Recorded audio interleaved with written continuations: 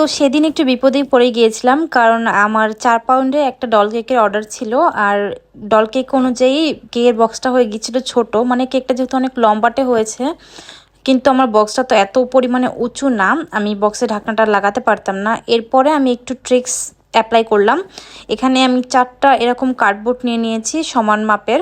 তো এগুলোকে আমি স্কেল দিয়ে ঠিক মাঝ বরাবর এইভাবে ভেঙে নিলাম। 4টা বক্সকে আমি এইভাবে করব। আপনারা কিন্তু যে কোনো ধরনের উঁচু কেক এইভাবে বক্স করতে পারেন। এরপরে ওই 4টা টুকরোকে আমি বক্সের 4 কোণায় লাগিয়ে দিব। আমি একটু মেপে নিলাম যাতে বক্সটা কেকের সাথে না লাগে। তো এই 4টা টুকরো যাতে সমান হয়, এই জন্য আপনারা স্কেল দিয়েও একটু মেপে ঝুঁকে নিতে পারেন।